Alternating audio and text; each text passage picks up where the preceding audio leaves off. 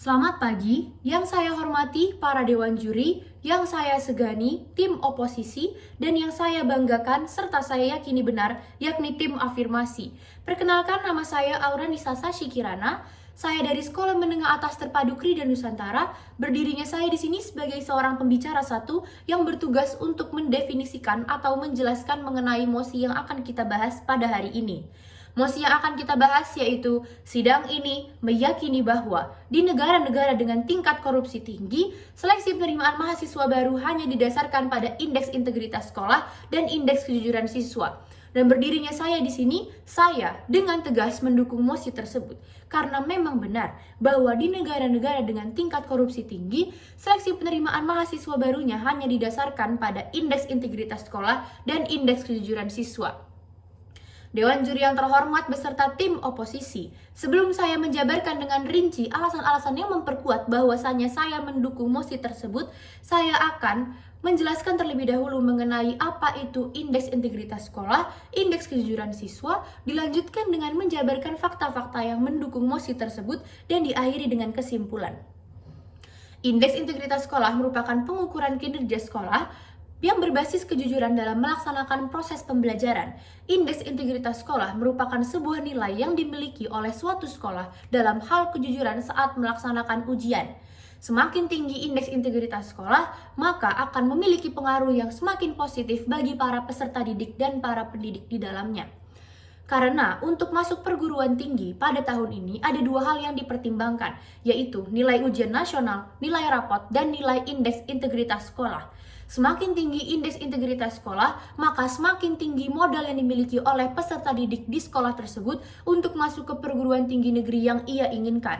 Tak hanya itu, indeks integritas sekolah pun dilihat dari rekam jejak alumni di perguruan tinggi nasional, hasil akreditasi sekolah, serta pelaporan penggunaan dana BOS juga akan dipertimbangkan.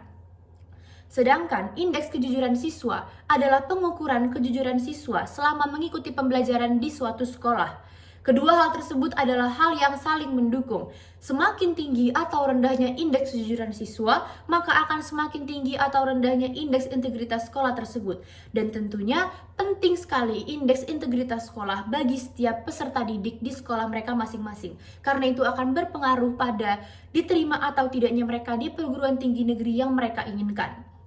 Sedangkan untuk korupsi sendiri memiliki arti untuk penyalahgunaan jabatan resmi untuk keuntungan pribadi yang kita ketahui bersama diawali dari ketidakjujuran yang ada. Hal ini tentunya akan merugikan negara kita dan harus kita cari solusinya agar hal ini tidak terus terjadi. Salah satunya adalah dengan menyeleksi dengan baik para calon mahasiswa yang kelak akan berperan penting bagi bangsa dan negara. Mengingat dengan kondisi negara kita yang termasuk dalam negara-negara dengan tingkat korupsi tertinggi, yang hal ini pun diakui oleh Komisi Pemberantasan Korupsi bahwa Indonesia masuk dalam salah satu negara dengan tingkat korupsi tertinggi. Di sini, saya akan menjelaskan mengapa saya membenarkan bahwa pada negara-negara dengan tingkat korupsi yang tinggi, seperti contohnya negara kita sendiri Indonesia, seleksi penerimaan mahasiswa baru hanya didasarkan pada indeks integritas sekolah dan indeks kejujuran siswa. Karena jika kita hanya menggunakan ini untuk penyeleksian mahasiswa baru, maka yang terus akan terjadi adalah adanya kecurangan-kecurangan yang tidak kita inginkan. Karena dengan adanya indeks integritas sekolah, hal ini justru dikhawatirkan akan merugikan siswa. Jika salah ukur, ini hanya akan menakut-nakuti sekolah. Siswa yang nilai rapornya bagus akan dirugikan. Kejujuran diukur dengan pilihan ganda dan hanya 1 kali dalam 3 tahun. Itu pun hanya beberapa jam saja, meliputi hanya sedikit mata pelajaran. Secara logis, kok sulit diterima akal sehat dan rasa keadilan masyarakat. Justru, jika dengan indeks integritas sekolah, maka akan semakin tidak logis jika itu mencerminkan seluruh siswa di dalam sekolah itu bahwa seluruh siswa itu memiliki tingkat kejujuran yang rendah.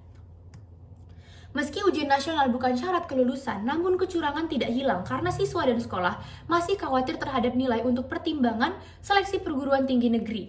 Indeks integritas sekolah dinilai tidak bisa menjadi acuan penilaian siswa dan sekolah untuk pertimbangan seleksi mahasiswa baru. Justru, karena nilai ujian nasional dan indeks integritas dijadikan pertimbangan seleksi masuk perguruan tinggi negeri, maka kecurangan selama ujian nasional masih terjadi dan malah akan terus terjadi. Bahkan, FSGI pun mengkhawatirkan siswa dari sekolah yang dicap memiliki indeks integritas rendah akan banyak ditolak perguruan tinggi negeri. Padahal, nilai rapot mereka tinggi dan pantas untuk diterima di perguruan tinggi negeri. Dan juga kepribadian siswa tersebut mungkin saja adalah kepribadian yang sangat baik dan jujur. Nanti nilai rapot mereka malah tidak dipercaya, padahal siswa itu jujur. Generalisasi itu akan mengurangi kesempatan siswa jujur mendapatkan sekolah yang mereka inginkan.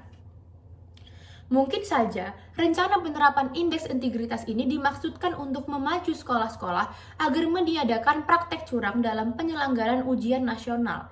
Apakah maksud ini malah akan tercapai? Sebab menghapus stempel negatif itu akan tidak mudah dilakukan jika pemerintah salah ukur dalam mengukur indeks integritas suatu sekolah, maka di tahun-tahun berikutnya indeks integritas sekolah itu pun tidak akan berpengaruh walaupun seandainya indeks integritas sekolah tersebut bertambah baik, tetapi apa yang ada di ingatan masyarakat, apa yang ada di persepsi masyarakat akan tetap sama seperti indeks integritas sekolah tersebut pada pertama kali diukur oleh pemerintah. Karena itu, berdirinya saya di sini, saya dengan tegas mendukung mosi tersebut bahwa memang benar di negara-negara dengan tingkat korupsi yang tinggi, proses penyeleksian mahasiswa barunya hanya didasarkan pada indeks integritas sekolah dan indeks kejujuran siswa. Karena justru karena adanya hal ini, praktik ketidakjujuran akan semakin luas. Anak-anak yang berpotensi dan memiliki kejujuran tinggi akan semakin tertutupi dengan adanya kebijakan ini. Hal ini meyakini bahwa di negara-negara dengan tingkat korupsi yang tinggi, seleksi penerimaan mahasiswa barunya hanya didasarkan pada indeks integritas sekolah dan indeks kejujuran siswa. Sekian dari saya, terima kasih dan selamat pagi.